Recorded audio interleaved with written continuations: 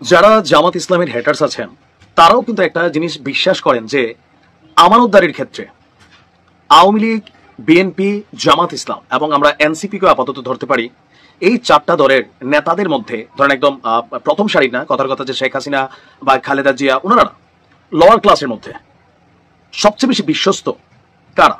জামাত ইসলাম। আমানতের খেয়ানতদারি খুব বেশি না করা দলটার মধ্যে কিন্তু জামাত ইসলাম আছে, টাকা পয়সার দিক দিয়া বা অনেক দিক থেকেই এটা পজিটিভ অবস্থানে আছে। আপনি যতই হ্যাটার্স হন এটা কিন্তু স্বীকার করতে হবে। কিন্তু আজকে আমরা এমন এক ব্যক্তিকে নিয়ে কথা বলছি যার খবর শুনে শেখ হাসিনা, বেগম খালেদা জিয়া তারাও নিশ্চয়ই হাসছেন শিবির নেতার, মানে সাবেক শিবির নেতার এক কর্মকাণ্ডে। আমি মনে হয় এই প্রথম টাইপের নিউজ করছি, এর আগে আমার এত বড় নিউজ স্ক্যান্ডাল আর আমার চোখে পড়ে নাই। বগুড়ায় ইসলামী ছাত্র শিবিরের একজন সাবেক নেতা আমিরুজ্জামান পিন্টু, তার বিরুদ্ধে জামাত ইসলামের 5,000 নেতাকর্মীর প্রায় 200 কোটি টাকা হাতিয়ে লাপাত্তা হওয়ার অভিযোগ উঠেছে। রেইনবো মাল্টিপারপাস কোঅপারেটিভ সোসাইটি, মানে জামাতের বিভিন্ন প্রতিষ্ঠানগুলো তৈরি হয় বিভিন্ন ইসলামিক নাম দিয়া, বাট তার নামটার মধ্যে একটু আলাদা আছে। এই প্রতিষ্ঠান খোলে শরিয়া ভিত্তিক অধিক মুনাফা, এগুলো আবার ধরেন জামাতের যতগুলো প্রতিষ্ঠান আছে এরকম ইসলামিক শব্দ যোগ দেয় যেন সাধারণ মানুষ এগুলাতে বিশ্বাস করে।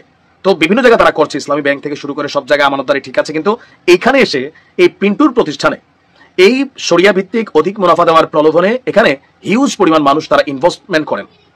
ভুক্তভোগীরা যখন টোটাল টাকাটা এখানে জমা করেছে এরপরই চট করে উধাও হয়ে গেছে এই পিন্টু। তবে একদিনে তিনি এত টাকা গ্রাহকদের কাছ থেকে নেননি।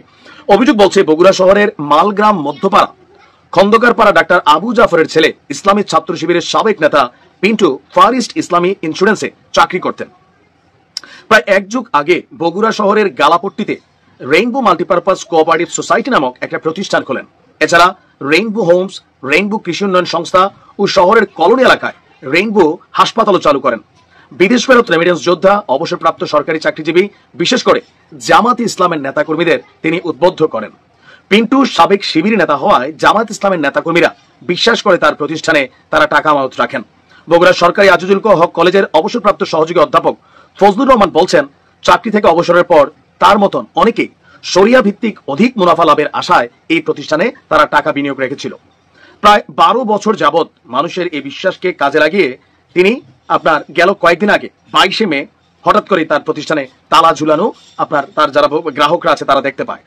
তো এরপর 2 জুন আনুষ্ঠানিকভাবে যারা এখানে মূল গ্রাহক আছেন সেখানে তারা তার বাড়িতে তার বিভিন্ন প্রতিষ্ঠানে যায়, সেখানে গিয়েও তারা তালা দেখতে পায়। এরপর বিষয়টি নিয়ে জনগণ একত্রিত হয় এবং এ প্রসঙ্গে শহর জামাত ইসলামের আমির তার কাছেও জানানো হয়েছে। তবে তিনি বলছেন তার সঙ্গে জামাতের কোনো সম্পর্ক নেই পিন্টুর সঙ্গে। তবে 90 দশকে তিনি ছাত্র শিবিরের কর্মী ছিলেন, শিবির থেকে যাওয়ার পর তিনি কোনো রাজনীতি করেননি। এখন এই যে অবস্থা, তার মানে প্রত্যেক দলেই এরকম 2-4টা আছে, প্রত্যেক দলে আছে। এখন এই মুহূর্তে নিউজটা এই কারণে ভাইরাল যে যখন জামাত একটা জনসমর্থন তৈরি করছে, জামাত একটা আস্থা বিশ্বাসের জায়গা তৈরি করার চেষ্টা করছে, জামাত যখন বলছে যে জামাত ক্ষমতায় আসলে দেশে লুটপাট হবে না, মানুষ এদিকে যেন বিশ্বাস করে, এর মাঝখানে সাবেক ছাত্র শিবির নেতার এই ধরনের কর্মকাণ্ডে কিছুটা প্রভাব তো ফেলছে। তবে যেহেতু সে কোনো পদ পদবিতে নাই, দলটির সাথে অন্য কোনো জায়গায় সম্পৃক্ততা নাই, এটার দায়ভার দলের না, এমনটাই দলের পক্ষ থেকে বলা হয়েছে। এই লোকের ছবি থাকলে দিবেন, আমরাও শেয়ার টেয়ার করি। ভালো থাকুন।